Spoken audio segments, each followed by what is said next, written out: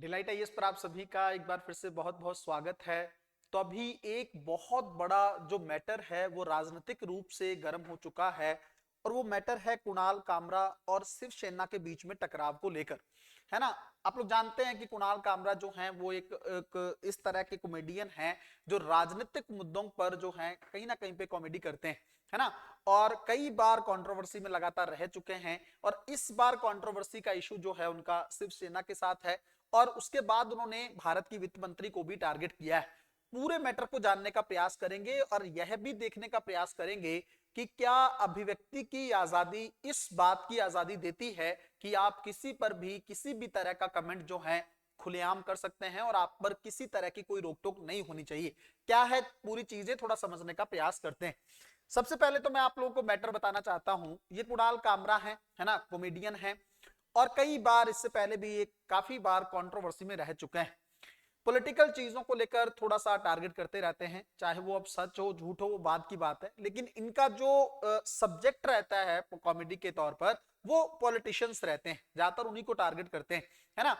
अब जैसे इन्होंने अभी लेटेस्ट इशू में क्या किया है ना, महाराष्ट्र में जो शिवसेना है उनके प्रमुख हैं एकनाथ शिंदे जो हैं, और अभी महाराष्ट्र सरकार में वो डिप्टी सीएम के तौर पर भी काम कर रहे हैं। इन्होंने उनको लेकर कुछ व्यंग किया, कुछ अपमानजनक शब्दों का इस्तेमाल किया, है ना। तो उसके बाद जो है जहां पर इनका शो हुआ था रात में, वहां पर शिवसेना के लोग जाते हैं और वहां जाकर थोड़ा तोड़फोड़ भी करते हैं और कहीं ना कहीं पे अपना विरोध दर्ज कराते हैं। इनसे इनको बोला जाता है कि आप माफी मांग लीजिए तो शायद मैटर खत्म हो जाए। तो इन्होंने कहा मैं माफी नहीं मांगूंगा और अगर पुलिस मेरे साथ कुछ करना चाहती है या कोई भी चीजें, तो मैं पुलिस के साथ कोऑपरेट करने के लिए तैयार हूं। इनके अगेंस्ट एफआईआर भी होती है और लगातार 2 सम्मन मुंबई पुलिस के द्वारा इनको भेजे जाते हैं कि आप आइए और अपनी बात को रखिए, है ना। और ये कह भी रहे हैं लगातार कि मैं डर के भागूंगा नहीं, मैं सिचुएशन का सामना करूंगा। भारत के संविधान को लेकर बार बार हाथ में चीजें ये करते हैं, है ना। तो उस तरह का मैटर अभी देखने को मिला है। अभी ये मैटर ठंडा ही नहीं हुआ था, ये चली रही थी चीजें, इसको इनको लेकर काफी आलोचना का सामना इनको करना पड़ रहा था। लेकिन उसके तुरंत ही बाद इन्होंने भारत की वित्त मंत्री को भी टारगेट कर दिया, है ना। निर्मला सीतारमण जो है आप जानते हैं उनको बहुत अच्छे से, उनके ऊपर इन्होंने तंज कसा कि शायद हमारा जो हम जो भी अर्निंग करते हैं या जो भी हम कमाई करते हैं उसको लूटने का काम वो करती है ना। सेकंड इन्होंने वीडियो इस चीज को लेकर भी पब्लिश किया और उसके साथ ही भारत की आर्थिक खस्ती को लेकर या आर्थिक हालत खस्ता हालत को लेकर भी इसने जो है इन्होंने कमेंट किया। उसके बाद भी जो है मैटर बहुत ज्यादा जो है तूल पकड़ चुका है इनकी सिचुएशन को लेकर। अब जो शिवसेना है आप लोग बहुत अच्छे से जानते हैं, वो बार बार एक चीज कह रहे हैं कि देखिए आजादी का मतलब ये नहीं है कि आप किसी के बारे में कुछ भी चीजें बोल सकते हैं, और खास करके पॉलिटिशियन जो एक बहुत ही सम्मानित पद पर बैठे हों उनके बारे में बिना किसी फैक्ट के कुछ चीज को रखना ये थोड़ा सा सही प्रतीत नहीं होता है। ये कोई पहला मैटर नहीं है, इस साल भारत में कॉमेडियंस को लेकर चीजें काफी टारगेटेड रही हैं। इनके बारे में भी आप लोग जानते हैं, ये लोग दोनों अपना एक शो चलाते थे इंडियाज गोट टैलेंट, और इसको लेकर भी काफी चीजें हुई हैं। ऐसी ज्यादा जो वल्गर कॉमेडी भारत में कभी देखने को मिलेगी ऐसा शायद मैंने भी नहीं सोचा था, आप लोगों ने भी नहीं सोचा होगा। शो के नाम पे एक वल्गर कंटेंट को प्रमोट करना, एक समाज में अश्लीलता को बढ़ावा देना, इस तरह की सारी चीजों के लिए ये लोग प्रसिद्ध रहे हैं और इनके खिलाफ भी काफी मामला तूल पकड़ा और इनको काफी ज्यादा टारगेट किया गया, जो कि काफी मुझे सही भी लगा।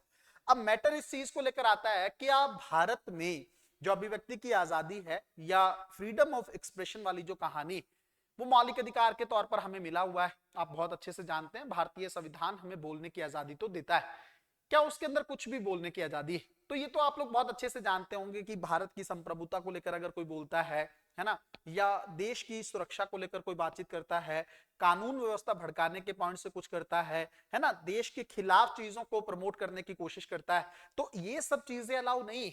बोलने का मतलब ये है कि आप कुछ बोल सकते हैं, आप पे किसी तरह की रोक टोक नहीं होगी। अभिव्यक्ति का मतलब ही ये है, आजादी का मतलब ही ये है कि आप पे आपको माप तोल के बोलने की ज्यादा जरूरत नहीं पड़ेगी, आपको संविधान आजादी देता है। लेकिन इसका मतलब ये नहीं है कि आप किसी को कुछ भी बोल दें, है ना। तो अभिव्यक्ति की आजादी हो या जितने भी मौलिक अधिकार भारतीय संविधान में प्रोवाइड किए गए, उनकी अपनी एक सीमाएं, उन सीमाओं को आप नहीं लांघ सकते। इस चीज का ख्याल सबको रखने की जरूरत। अब एक मैटर और उठता है, जैसे ये बार बार कह रहे हैं कुणाल कामरा इस चीज को लेकर कि राजनीतिक अगर कॉमेडी की जाती है और भारत का संविधान हो या भारत का कानून हो इस चीज की आजादी देता है कि जो पॉलिटिशियंस होते हैं वो कोई भी काम कर रहे हैं या किसी भी तरह की चीजें या पॉलिसीज को इंप्लीमेंट कर रहे हैं, तो उनके ऊपर व्यंग किया जा सकता है, ये कोई बहुत बड़ी चीज नहीं। तो मे बी इस चीज की आजादी भी हो कि कानून के अंदर इस चीज को लेकर कोई कानून बना ना हो, कोई सख्त कानून इस चीज को लेकर ना हो, क्या पॉलिटिशियंस पे कमेंट किया जा सकता है या नहीं, है ना। हालांकि अभी तक ऐसा कोई कानून है नहीं, लेकिन क्या सच में ऐसा है कि आप उनको उनकी किसी भी पॉलिसीज को लेकर टारगेट कर सकते हो या उनके बारे में कुछ भी बोल सकते हो, मतलब उनके लिए गद्दार जैसा शब्द तक भी आप इस्तेमाल कर सकते हो, क्या सच में ऐसा है? अगर आप इस तरह की चीजें करते हो, जैसे मान लीजिए उन्होंने भारतीय वित्त मंत्री के बारे में इस तरह की बातें की, है ना, बहुत बड़ा पद है, बहुत सम्मानित पद है और भारत की फाइनेंस मिनिस्टर है। अब चाहे उनके अंदर पर्सनल लेवल पर क्या चीज है क्या नहीं, वो बात की चीजें हैं कि कोई व्यक्ति ऐसा हो सकता है जो इकोनॉमिक्स में बहुत अच्छा हो, किसी की इकोनॉमिक पॉलिसीज बहुत अच्छे से इंप्लीमेंट होती हो, किसी की इकोनॉमिक्स पॉलिसी में हो सकता है कुछ कमियां हो, वो बात अलग। उसके लिए इवैल्यूएशन करने के लिए इकोनॉमिक्स हैं, चाहे वो राष्ट्रीय स्तर के हों अंतरराष्ट्रीय स्तर के हों, उस चीज को देख सकते हैं। बट इतने बड़े सम्मानित पद के लिए क्या सच में कटाक्ष किया जा सकता है? क्या उनको ऐसा बोला जा सकता है कि वो हमारी कमाई को लूट रही हैं या देश को कंगाल बना रही हैं? क्या इस तरह के कमेंट्स उन पर किए जा सकते हैं? ये तो सोचने वाली बात होगी, क्योंकि मुझे ऐसा लगता है ना, भारत में अब वो समय आ चुका है जब हम ये तय करें कि हम डिजिटल मीडिया के तौर पर भी क्या दिखा सकते हैं और क्या नहीं दिखा सकते हैं। इस चीज को लेकर सोचने की बहुत ज्यादा जरूरत, क्योंकि आप सोच के देखो वेब सीरीज के नाम पर भी भारतीय समाज में क्या परोसा जाता है ना। मूवीज के थ्रू बॉलीवुड कोई दूर की बात नहीं, बहुत अच्छे से जानते हैं आप लोग, बॉलीवुड भी इस चीज को प्रमोट करने में काफी आगे रहा है। वो भी ये चाहता है कि आजादी के तौर पर कुछ भी आप दिखा सको, है ना, कुछ भी सर्टिफिकेट के नाम पर, मतलब कोई भी कंटेंट जो है मार्केट में जा सके या लोग देख सके। उनका भी ये बार बार जो है आवाजें बॉलीवुड में उठती रही, और किस तरह की सामग्री बॉलीवुड के थ्रू जो है समाज में आती है, ये भी हमें देखना होगा। एक सवाल ये भी उठता है कि भारत जो है डे बाय डे मॉडर्न बनता चला जा रहा है, आधुनिक बन रहा है, और ये आधुनिकता की लहर सिर्फ भारत में नहीं पश्चिम में बड़े स्तर पर चलती रही, तो क्या भारत को इन सब चीजों को लेकर अभी भी सोचने की जरूरत? तो मेरा मानना यह है कि सच में सोचने की जरूरत है। उसका रीजन क्या है? कभी भी आप सोच के देखिएगा, भारत हो या कोई भी देश हो, उसको अपनी संस्कृति को नहीं छोड़ना चाहिए, उसको अपनी विरासत को नहीं छोड़ना चाहिए। हम आप सोच के देखो, हमारे देश का फ्यूचर हमारे बच्चे हैं, अगर हम उनको इस तरह का कंटेंट परोसेंगे, है ना, अश्लील सामग्री हो चाहे इस तरह की कॉमेडी हो, उसके चलते हम किस तरह का फ्यूचर क्रिएट करेंगे?